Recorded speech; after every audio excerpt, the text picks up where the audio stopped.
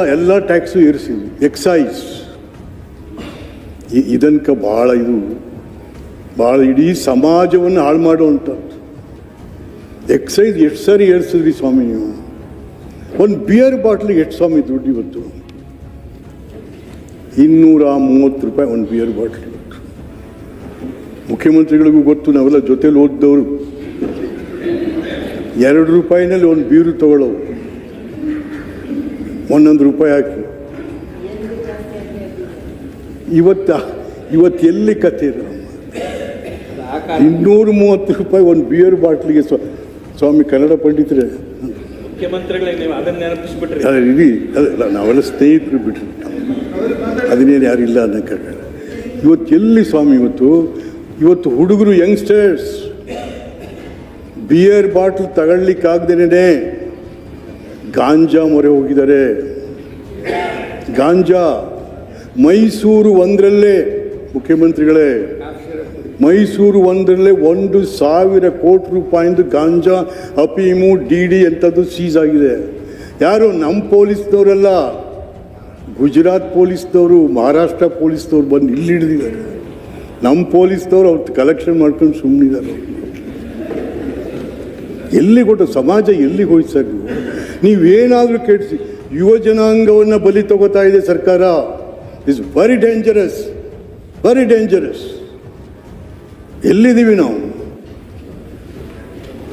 ಹೆಂಡ ಸಾರ ಇದ್ದು, ಯಶೋಧರಮ್ಮ, ದಾಸಪ್ಪ ಇದ್ರು, ನಿಜಲಿಂಗಪ್ಪನವರ ಕಾಲದಲ್ಲಿ ನಮ್ಮ ಒಕ್ಕಲಿಗರ ಹೆಣ್ಮಗಳು, ಸಮಾಜ ಕಲ್ಯಾಣ ಮಂತ್ರಿ ನಿಜಲಿಂಗಪ್ಪನವ್ರಿಗೆ ಬಂದು ತಮ್ಮ ರಾಜೀನಾಮೆ ಬಿಸಾಕ್ತಾರೆ. ತಗೊಳ್ಳಿ ನಿಮ್ಮ ರಾಜೀನಾಮೆ, ನನಗೆ ಬೇಡ. ಜನಕ್ಕೆ ಹೆಂಡ ಸಾರಾಯಿ ಕುಡಿಸಿ ಈ ರಾಜ್ಯ ನಡೆಸ್ಬೇಕಂದ್ರೆ ತಗೋ ರಾಜೀನಾಮೆ. 1964ನೇ ಇಸ್ವಿ ಬ್ಯಾನ್ ಆಗುತ್ತೆ.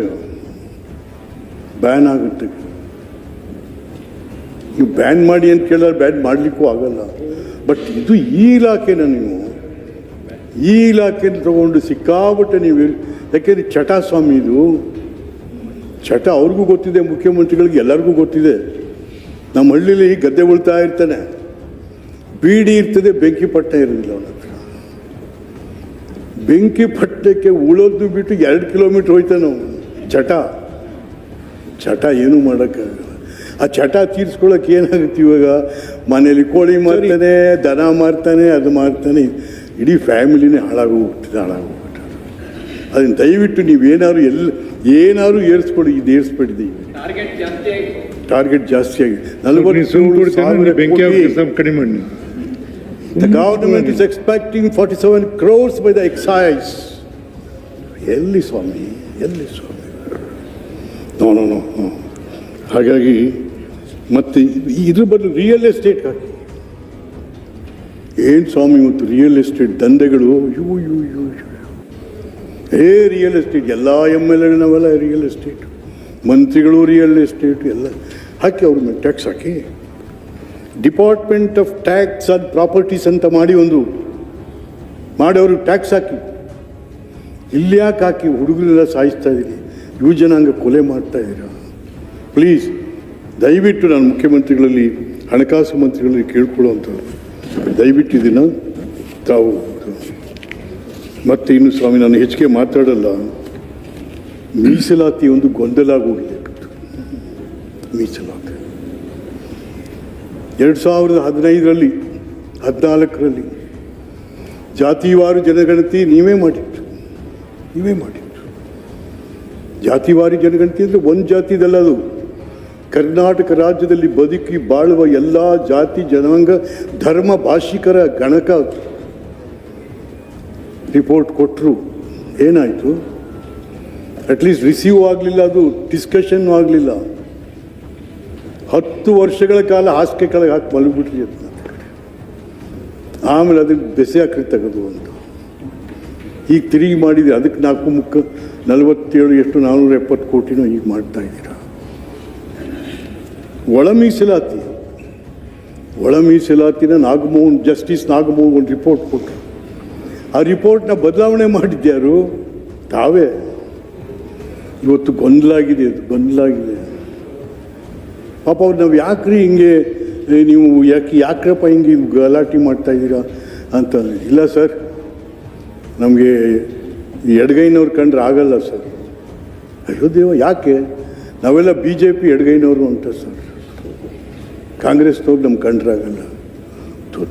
ಇದೆಲ್ಲ ಆಗಬಾರ್ದು, ಇದೆಲ್ಲ ಆಗಬಾರ್ದು.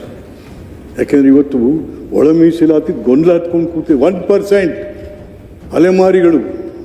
ಅವು ನನ್ನ ಅಪ್ರಿಷಿಯೇಟ್ ಮೈ ಚೀಫ್ ಮಿನಿಸ್ಟರ್ ಹೇಳ್ತಾ ಇರ್ತಾರೆ, ಸಮಾಜ ಎಲ್ಲರಿಗೂ ಕೊಡಬೇಕ್ರಿ ಅಂತ. ಇದೇನು ಮತ್ತಿದು, ಇದೇನಿದು? ಹಾಗಾಗಿ ಈ ಒಳ ಮೀಸಲಾತಿದು ಕೂಡ ತಾವು ದಯಮಾಡಿ ಮಾಡಿಕೊಳ್ಳೋದ್ರ ಜೊತೆಗೆ ನಾನು ಕೊನೆಯದಾಗಿ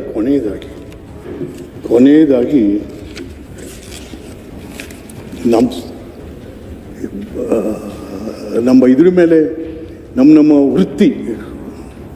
ಹೌದಪ್ಪ, ನಾನು ಕುರಿ ಕಾಯ್ತೀನಿ. ನಾನು ಇನ್ನೊಬ್ಬ ಮಡಿವಾಳ ಬಟ್ಟೆ ಒಗಿತಾನೆ, ಇನ್ನೊಬ್ಬ ಕುಂಬಾರ ಮಡಿಕೆ ಮಾಡ್ತಾನೆ, ಇನ್ನೊಬ್ಬರು ಕ್ಷೌರಿಕರು, ಸಮತಾ ಸಮಾಜ. ಇವತ್ತೇನಾಗಿದೆ ಸ್ವಾಮಿ? ಅಯ್ಯೋ, ಕುರಿ ಮಂಡಳಿಯಿಂದ ಕುರಿಗಾರರಿಗೆ ದುಡ್ಡು ಕೊಡ್ತಾ ಇದ್ದಾರೆ ಸರ್ಕಾರದಿಂದ, ಅವನೇನೋ ಮಾಡಲಿ ಅಂತ. ಎಲ್ಲ ಕಡೆನೂ ಸಂಘಗಳಿದ್ದಾವೆ, ಕುರಿ ಮಂಡಳಿ ಸಂಘಗಳು. ಅದು ಬಿಟ್ಟರು ಆ ದುಡ್ಡು ಕೊಡೋಕ್ಕೆ ಯಾರಿಗೆ ನೇಮಿಸಿದ್ದಾರೆ? ಈಗ MLAಗಳಿಗೆ ಕೊಟ್ಟಿದ್ದಾರೆ. ಈಗ MLAಗಳು ಏನು ಮಾಡ್ತಾರೆ? ಕುರಿ ಕಾಯೋನು ಮರೆತು ಬಿಡ್ತಾರೆ ಅವರು. ಇನ್ಯಾರಿಗೂ ಕೊಟ್ಕೊಂಡು ಹೋಯ್ತಾ ಇರ್ತಾರೆ ಅವ್ರ ಪಾಡು. ಯಾಕೆ ಬೇಕಾಗಿತ್ತು? ಕುರಿ ಮಂಡಳಿ ಇದೆ, ಸಂಘಗಳಿದ್ದಾವೆ, ಮತ್ತು ಅದ್ರ ಜೊತೆಗೆ ಇವತ್ತು ಎಷ್ಟಿದೆ ಸರ್ ಇಲ್ಲಿ? 1,20,00,000 ಕುರಿ ಆಡುಗಳಿದ್ದಾವೆ. ಬರೀ ಕುರುಬ ಒಬ್ಬನೇ ಇಲ್ಲ, ಕುರಿ ಸಾಕವನು ಬ್ರಾಹ್ಮಣರಾದಿಯಾಗಿ ಮನೇಲಿ ಇಟ್ಕೊಂಡಿದ್ದಾರೆ ಇವತ್ತು ನಮ್ಮ ಹಳ್ಳಿಗಳಲ್ಲಿ. ಎಲ್ಲ ಜಾತಿ ಜನಾಂಗದವರು ಕೂಡ ಕುರಿ ಮತ್ತು ಆಡನ್ನು ಕಾಯ್ತಾರೆ. ಲಾಭದಾಯಕ. It's a moving bank. ಇವತ್ತೇನಾಗಿದೆ ಅದಕ್ಕೆ? ಕುರಿ ಕಾಯೋನ ಕಥೆ ಏನಾಗಿದೆ? ಕುರಿ ದಿಸ್ ಇಸ್ ಎ ಪ್ರೊಫೆಷನ್. ಎಷ್ಟು ಜನ? 10 ಲಕ್ಷ ಜನ ಅಲೆಮಾರಿ ಕುರುಬರಿದ್ದಾರೆ. 10 ಲಕ್ಷ ಜನ. ಇವರಿಗೆಲ್ಲ ಉದ್ಯೋಗ ಆಗಲ್ವ ಸ್ವಾಮಿ? ಇವರಿಗೆಲ್ಲ ಅನ್ನ ಆಗಲ್ವ ಸ್ವಾಮಿ? ಹಾಗೆ ಇದೆಲ್ಲ ಯೋಚನೆ ಮಾಡಬೇಕು ಅಂತಕ್ಕಂಥದ್ದೇ ನಾನು ಸರ್ಕಾರವನ್ನು ಒತ್ತಾಯ ಮಾಡ್ತಾ ಇರ್ತಕ್ಕಂಥದ್ದು. ಹಾಗಾಗಿ ನಾನು ಮತ್ತಿನ್ನೂ ಹೆಚ್ಚಿಗೆ ಮಾತಾಡಿದ್ದೀನಿ. ನನ್ನ ಪುಣ್ಯ, ಮುಖ್ಯಮಂತ್ರಿಗಳು ಕೂಡ ಸದನಕ್ಕೆ ಬಂದಿದ್ದು, ನನ್ನ ಮಾತನ್ನು ಆಲಿಸಿದ್ದು ಕೂಡ ನಮ್ಮ ಪುಣ್ಯ ಅಂತ ನಾನು ಭಾವನೆ ಮಾಡ್ಕೋತೀನಿ. ಹಾಗಾಗಿ ಅವರಿಗೂ ಕೂಡ ನಾನು ವಂದನೆಗಳನ್ನು ಹೇಳಿ